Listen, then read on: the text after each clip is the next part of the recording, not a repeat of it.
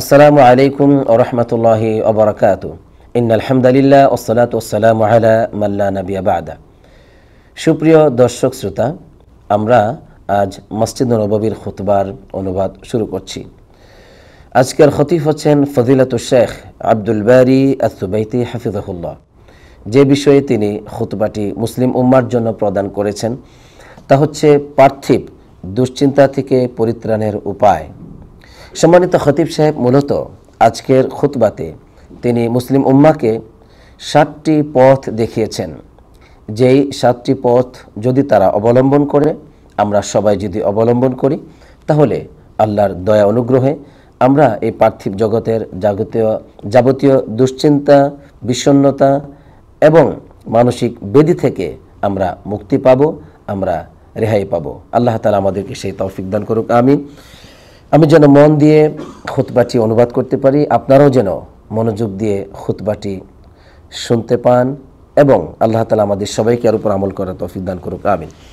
সম্মানিত খতিব সাহেব তিনি আল্লাহ রাব্বুল আলামিনের প্রশংসা জ্ঞাপন করে রাসূলুল্লাহ সাল্লাল্লাহু আলাইহি ওয়াসাল্লামের উপর দরুদ পাঠ করে আমাদেরকে বলছেন যে প্রতিটি যুগের আলাদা একটা বৈশিষ্ট্য থাকে অন্য যুগ থেকে।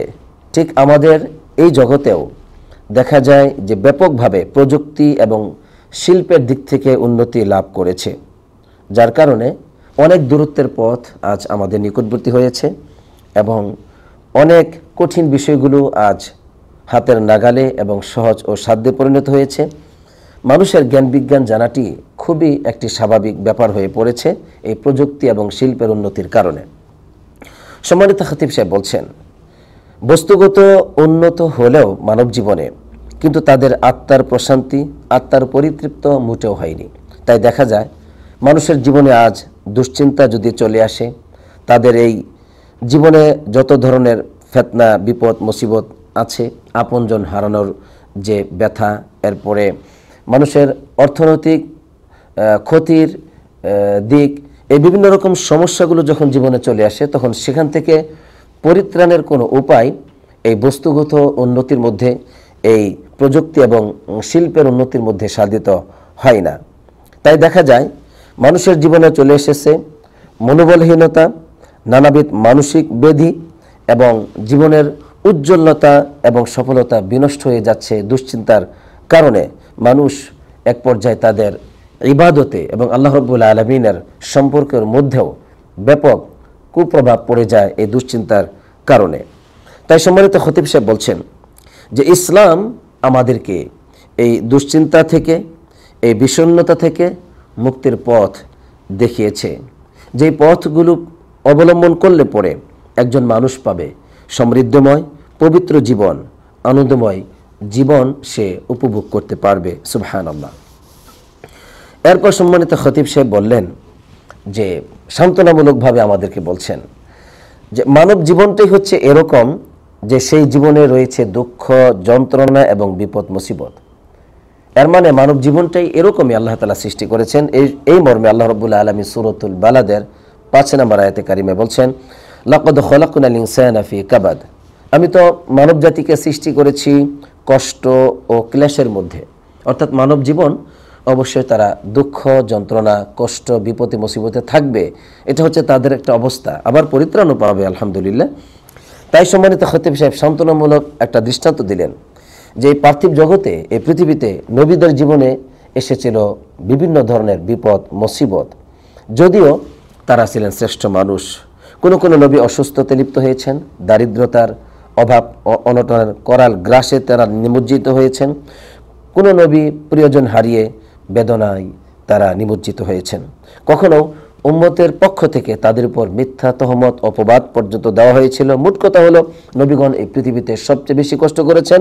আর সকল নবীদের মধ্যে আমাদের প্রিয় নবী, বিশ্বনবী মুহাম্মদুর রাসূলুল্লাহ সাল্লাল্লাহু আলাইহি ওয়াসাল্লাম তিনি সবচেয়ে বেশি দুঃখ, যন্ত্রণা, জুলুম ও নির্যাতনের শিকার হয়েছিলেন।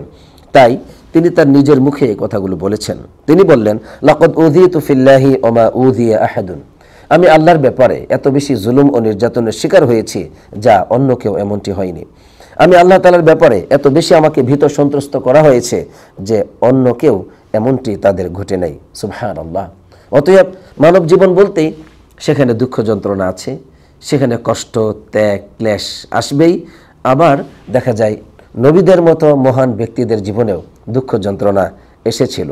অতএব আমার আপনার জীবনে দুঃখ যন্ত্রণা, পেরেশানির মধ্যে লিপ্ত হওয়া এটা অস্বাভাবিক কোনো বিষয় না, বরং এটা হচ্ছে জীবন চলার এই পরিক্রমায় একটি স্বাভাবিক ব্যাপার, আলহামদুলিল্লাহ। এরপর সম্মানিত খতিব সাহেব, এবার আমরা কিভাবে এই দুঃখ যন্ত্রণা, বিপদ মুসিবত এবং পার্থিব জগতের এই দুশ্চিন্তা থেকে আমরা মুক্তি পেতে পারি সেই পথ নির্দেশিকা দিয়ে আমাদেরকে বলছেন যে আল্লাহ নবী সাল্লাল্লাহু আলাইহি সাল্লামের উপর এত বিপদ মুসিবত আসার পরেও তিনি কিন্তু কোনোভাবেই মনোবল হারিয়ে ফেলেননি। হতাশা কখনো তাকে আক্রান্ত করতে পারেনি, অস্থিরতা কখনো তাকে দুর্বল করতে পারেনি, বরং তিনি ছিলেন সুদৃঢ় মনোবলের। ওই দুজন ব্যক্তির ব্যাপারে তোমার কি ধারণা? যেই দুইজনের তৃতীয়জন হচ্ছেন আল্লাহ সুবহানাহু ওয়া তাআলা। এর মানে আল্লাহ তাআলা আমাদেরকে সাহায্য করবেন, কোনো ভয় নাই। এজন্য আবু বকর রাদিয়াল্লাহু তাআলাকে বলেছিলেন, লা তাহজান ইন্নাল্লাহা মা'ানা, তুমি কোনো চিন্তিত হবে না, আল্লাহ তাআলা আমাদের সাথে আছেন, তার সাহায্য আমাদের সাথে আছে। আলহামদুলিল্লাহ। এই যে আল্লাহর উপর ভরসা, এই ভরসার কারণেই মুশরিকরা এত কাছাকাছি যাওয়ার পরেও তাকে খুঁজে পায়নি। আল্লাহ তাআলা মুশরিকদের অনিষ্টতা থেকে আমাদের নবী সাল্লাল্লাহু আলাইহি সাল্লামকে রক্ষা করেছেন। আর নবী করিম সাল্লাল্লাহু আলাইহি সাল্লাম মুশরিকদেরকে এত কাছাকাছি দেখেও তিনি কোনো ভয়ে আতঙ্কিত হননি, আলহামদুলিল্লাহ। এবার মুসা আলাইহিস সালামের ব্যাপারে সম্মানিত খতিব সাহেব তিনি বলছেন যে আল্লাহ রাব্বুল আলামিন বলেন, ক্বাল আসহাবু মুসা ইন্না লামুদরাকুন, মুসা আলাইহিস সালামের সাথীরা বলল আমরা আটকে পড়ে গেলাম। কখন বলেছিলেন এই কথাটি? যখন তারা পালিয়ে চলে যাচ্ছেন ফেরাউনের অঞ্চল থেকে অন্যত্র।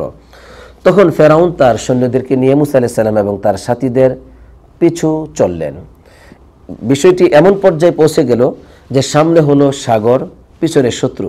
এবার মুসা আলাইহিস সালামের সাথীরা ভয়ে তারা বললেন, আমরা বুঝি আটকে পড়ে গেলাম, ইন্না লামুদরাকুন, আমরা তো ধরা পড়ে গেলাম। তখন মুসা আলাইহিস সালাম তিনি তাদেরকে বলেছিলেন, কাল্লা, কখনো না, ইন্না মা'i রাব্বি সায়াদিন, আমার রবের সাহায্য আমার সাথে রয়েছে, তিনি অচিরে আমাকে পথ দেখিয়ে দিবেন। সুবহানাল্লাহ। এই যে বিপদের কঠিন মুহূর্ত, পিছনে শত্রু, সামনে সাগর, এখানে পালাবার কোনো তো পথ নেই, তারপরেও মুসা আলাইহিস সালাম এক আল্লাহর উপর ভরসা করে তিনি আল্লাহর প্রতি সুধারণা নিয়ে, আল্লাহর প্রতি দৃঢ় প্রত্যয় নিয়ে তিনি বললেন, অসম্ভব হতেই পারে না, কখনো না, শত্রুর হাতে ধরাও পড়ব না, অপমানিত লাঞ্ছিত হব না, বরং আমার রবই আমাকে সাহায্য করবেন। আলহামদুলিল্লাহ। এবং সাগরের ভিতর দিয়ে রাস্তা করে দিয়ে আল্লাহ তাআলা তাদেরকে বাঁচিয়েছিলেন, তাদেরকে সাহায্য করেছিলেন। আলহামদুলিল্লাহ। অতএব আমরা আল্লাহর উপর ভরসা করার মাধ্যমে যাবতীয় পার্থিব দুশ্চিন্তা থেকে মুক্তি পেতে পারি। 3 নম্বর বিষয় হচ্ছে সালাত আদায় করার মাধ্যমে আমরা এই পার্থিব দুশ্চিন্তা থেকে মুক্তি পেতে পারি। এই মর্মে আল্লাহ নবী সাল্লাল্লাহু আলাইহি সাল্লাম তিনি বেলাল রাদিয়াল্লাহু তাআলাকে বললেন, বেলাল আকিমিস সালাহ আরিহনা বিহা, তুমি আজান দাও আর এর মাধ্যমে আমাদেরকে আরাম দাও। এর মানে নবী করিম সাল্লাল্লাহু আলাইহি সাল্লাম নামাজের মাধ্যমেই তিনি আরাম পেতেন। তাই তিনি বললেন, ওয়াজুইলাত কুররাতু আইনি ফিস সালাহ, নামাজের মধ্যে আমার নয়নের শান্তি রেখে দেওয়া হয়েছে। অর্থাৎ নামাজ পড়লেই আমার চক্ষু শীতল হয়, আমার চক্ষু আনন্দিত হয়। আলহামদুলিল্লাহ। অতএব রাসূলুল্লাহ সাল্লাল্লাহু আলাইহি ওয়াসাল্লামের চরিত্র ছিল, ওয়া কানা ইযা হাযাবাহু আমরুন সাল্লা, যখনই তার জীবনে কোনো কঠিন বা জটিল কোনো বিষয়ে চলে আসতো, জটিল বিষয়ের সম্মুখীন হতেন, সাথে সাথে তিনি নামাজে দাঁড়াতেন। নামাজের মাধ্যমে তিনি তার রবের কাছে তার সকল বিষয়ে তিনি প্রার্থনা করতেন। আল্লাহ রাব্বুল আলামিন তার ডাকে সাড়া দিতেন, সকল বিপদ মুসিবতকে দূরীভূত করে দিতেন। অতএব নামাজের মাধ্যমে আমরা আমাদের যাবতীয় দুশ্চিন্তা থেকে মুক্তি পেতে পারি। আলহামদুলিল্লাহ। 4 নম্বর পয়েন্ট হচ্ছে, সম্মানিত খতিব সাহেব বলছেন যে দোয়ার মাধ্যমে আমরা বিপদ থেকে মুক্তি পেতে পারি, যাবতীয় দুশ্চিন্তা থেকে পরিত্রাণ পেতে পারি। কেননা দোয়া হচ্ছে বিপদগ্রস্ত ব্যক্তির একটি বড় পথ এবং অবলম্বন। দোয়া হচ্ছে চিন্তিত ব্যক্তির সঙ্গী। অতএব এই দোয়ার মাধ্যমেই যাবতীয় সমস্যার সমাধান হতে পারে, কারণ আল্লাহ তাআলাই আমাকে আপনাকে সাহায্য করতে পারেন। তাই মুহাম্মদ সাল্লাল্লাহু আলাইহি ওয়াসাল্লামকে লক্ষ্য করে আল্লাহ রাব্বুল আলামিন বলছেন, যা সূরা ইউনূসের 107 নম্বর আয়াতে কারিমা এসেছে, ওয়া ইয়ামসাসকাল্লাহু বিদুররিন ফালা কাশিফা লাহু ইল্লা হু ওয়া ইউরিদকা বিখাইরিন ফালা রাদ্দা লিফাদলি। আল্লাহ রাব্বুল আলামিন যদি আপনার কোনো বিপদ চান, তাহলে সেই বিপদ আল্লাহ ব্যতীত কেউ দূর করতে পারবে না। আর আল্লাহ তাআলা যদি আপনার কোনো কল্যাণ চান, সেই কল্যাণকে আল্লাহ ব্যতীত অন্য কেউ সেই কল্যাণকে স্তব্ধ করে দিতে পারবে না। অতএব আল্লাহ আমাদেরকে সাহায্য করতে পারেন। এজন্য আল্লাহর কাছে সাহায্য চাইতে হবে, দোয়া করতে হবে। আল্লাহ নবী সাল্লাল্লাহু আলাইহি সাল্লাম একবার এক সাহাবাকে দেখলেন মসজিদে একটা নামাজের সময় নয়, অন্য সময় মসজিদে উপস্থিত, তার নাম হচ্ছে আবু উমামা। নবীজি তাকে বললেন, আবু উমামা, তুমি এখন কেন মসজিদে চলে আসছো, কারণটা কি? তখন আবু উমামা রাদিয়াল্লাহু তাআলা বলছেন, হুমুমুন লাজিমাতনি ও দুয়ুনুন, ইয়া রাসূলুল্লাহ, দুশ্চিন্তা আমাকে গ্রাস করেছে, ঋণগ্রস্ত হয়ে পড়েছি, এই জন্য আমি চলে এসেছি মসজিদে। তখন নবীজি বললেন, আমি তোমাকে এমন কিছু কালিমা শিক্ষা দিব যেগুলো দ্বারা তুমি দোয়া করলে, যেগুলো সকাল সন্ধ্যা পাঠ করলে তোমার সমস্ত চিন্তা দূর হয়ে যাবে, আল্লাহ তাআলা তোমার ঋণকে দূর করে দিবেন। তখন তিনি বললেন, জি অবশ্যই আপনি আমাকে শিক্ষা দিবেন। তখন নবীজি বললেন, তুমি এই দোয়া পড়বে, আল্লাহুম্মা ইন্নী আউযু বিকা মিনাল হাম্মি ওয়াল হাযান ওয়া আউযু বিকা মিনাল আজজি ওয়াল কাসাল ওয়া আউযু বিকা মিনাল জুবনি ওয়াল বুখল ওয়া আউযু বিকা মিন গলাবাতিদ দাইনি ওয়া কাহরির রিজাল। এই হলো দোয়া। এই দোয়াটি কোনো ব্যক্তি যদি পাঠ করে সকাল সন্ধ্যা, তাহলে আল্লাহ তাআলা তার ঋণ এবং তার চিন্তা দূর করবেন। অর্থ কি? হে আল্লাহ, আমি আপনার কাছে দুশ্চিন্তা, বিষণ্ণতা থেকে আশ্রয় চাই, আমি আপনার কাছে অলসতা এবং অক্ষমতা থেকে আশ্রয় চাই, আমি আপনার কাছে ভীরুতা, কাপুরুষতা এবং কৃপণতা থেকে আশ্রয় চাই, আমি আপনার কাছে ঋণগ্রস্ততা থেকে এবং মানুষের আমার উপর বিজয়ী হওয়া থেকে আমি আপনার কাছে আশ্রয় চাই। এভাবে করে তিনি আল্লাহর কাছে আশ্রয় চেয়েছেন। আল্লাহ সুবহানাহু ওয়া তাআলা তাকে সাহায্য করেছেন এবং তিনি বললেন, ফাফআলতু যালিকা ফাযহাবাল্লাহু হাম্মি ওয়া কাদা আন্নি দাইনি। আমি এই দোয়াগুলো পড়লাম, এরপরে আল্লাহ তাআলা আমার চিন্তাকে দূর করে দিলেন আর আমার ঋণকে আল্লাহ তাআলা পরিশোধ করে দিলেন। সুবহানাল্লাহ। হাদিসটি আবু দাউদে আসছে। এই হলো পয়েন্ট। দোয়ার মাধ্যমে আমরা মুক্তি পেতে পারি চিন্তা থেকে। এরপরে সম্মানিত খতিব সাহেব বললেন যে রাসূলুল্লাহ সাল্লাল্লাহু আলাইহি ওয়াসাল্লামের উপর দরুদ পাঠ করার মাধ্যমে আমরা দুশ্চিন্তা থেকে, এই পার্থিব দুশ্চিন্তা থেকে পরিত্রাণ পেতে পারি। আল্লাহ নবী সাল্লাল্লাহু আলাইহি ওয়াসাল্লামকে উবাই বিন কাব রাদিয়াল্লাহু তাআলা আনহু বললেন, ইয়া রাসূলুল্লাহ, আমি আপনার উপর খুব বেশি করে দরুদ পাঠ করতে চাই, কতটুকু পড়ব? নবীজি বললেন যে পড়ো, তোমার যতটুকু মন চায়। লোকটি বলল, আমি কি 4 ভাগের 1 ভাগ পড়ব? নবীজি বলেন, আরও বেশি পড়লে তোমার জন্য ভালো। এভাবে করে একবার বলল যে 4 ভাগের 1 ভাগ, আবার বলল যে আমি কি আমার ইবাদতের অর্ধেক অংশই দরুদ পাঠ করব? নবীজি বলেন, আরও যদি বেশি পড়ো তোমার জন্য অধিক কল্যাণ। লোকটি বললেন যে আমি কি 3 ভাগের 2 ভাগ আপনার উপর দরুদ পাঠ করব? নবীজি বলেন, তোমার ইচ্ছা, আরও যদি বেশি করো তাহলে বেশি তোমার জন্য কল্যাণ। তখন ওই লোকটি বললেন, আজআলু লাকা সালাতি কুল্লাহা, আমি আমার দোয়ার সম্পূর্ণটাই আপনার উপর দরুদ পাঠ করব। অর্থাৎ লোকটি যত দোয়া করবেন আল্লাহর কাছে, ওই তিনি কি প্রার্থনা করবেন সেটা বেশি বেশি না বলে উনি বলবেন, উনি নবীজির উপর দরুদ পাঠ করবেন। তখন নবী করিম সাল্লাল্লাহু আলাইহি ওয়াসাল্লাম বললেন, ইযান তুকফা হাম্মাক ওয়া ইগফারু লাকা যামবাক, তোমার সমস্ত দুশ্চিন্তা আল্লাহ দূর করে দিবেন এবং তোমার গুনাহগুলি ক্ষমা করে দিবেন। তাহলে 6 নম্বর 5 নম্বর পয়েন্ট হচ্ছে যে আমরা এই নবীজির উপর দরুদ পাঠ করার মাধ্যমে দুশ্চিন্তা থেকে মুক্তি পেতে পারি। আর 6 নম্বর পয়েন্ট হচ্ছে যে আমরা আখিরাতের চিন্তা যদি বেশি করি তাহলে দুনিয়ার যাবতীয় চিন্তাকে আল্লাহ তাআলা দূর করে দিবেন। আজকে দুনিয়ার চিন্তা বেশি আসে কারণ আখিরাতকে আমরা ভুলে গেছি, এই পার্থিব জগৎকেই অনন্তকালের চিরস্থায়ী জীবন হিসেবে গ্রহণ করেছি, এই জন্য এত দুশ্চিন্তা। নবী করিম সাল্লাল্লাহু আলাইহি ওয়াসাল্লাম বলছেন, মান কানাতিল আখিরাতু হাম্মুহু জাআলাল্লাহু গিনাহু ফি কলবিহি, যে ব্যক্তি আখিরাতের চিন্তা করবে আল্লাহ রাব্বুল আলামিন তার অন্তরকে অভাব মুক্ত করবেন। আলহামদুলিল্লাহ। অতএব অন্তরে যত দুশ্চিন্তা আছে, যত অভাব আছে, এগুলো দূর করে দিবেন যদি আমরা আখিরাতের চিন্তা বেশি করি। নবী করিম সাল্লাল্লাহু আলাইহি ওয়াসাল্লাম অন্য হাদিসের মধ্যে বলেছেন যে ব্যক্তি আখিরাতের চিন্তাটা বেশি করবে বা একমাত্র চিন্তা আখিরাতের চিন্তা করবে, কাফাহুল্লাহু হাম্মা দুনিয়াহু, দুনিয়ার যাবতীয় চিন্তা আল্লাহ তাআলা তা দূর করে দিবেন। আলহামদুলিল্লাহ। অতএব এই 6টি পয়েন্টের মাধ্যমে আমরা এটাই জানলাম যে এগুলোর মাধ্যমে আমরা দুশ্চিন্তা থেকে মুক্তি পেতে পারি। 7 নম্বর পয়েন্টে সম্মানিত খতিব সাহেব বলছেন, যা দ্বিতীয় খুতবাতে তিনি আলোচনা করেছেন, সেটা হলো যে আল ইহসান ফিস সাদাকাত, মানুষের প্রতি আমরা যদি ইহসান করি, সেটা কিভাবে? সদকা করার মাধ্যমে, তাহলে আল্লাহ তাআলা আমাদের বিপদকে, আমাদের দুশ্চিন্তাকে দূর করবেন।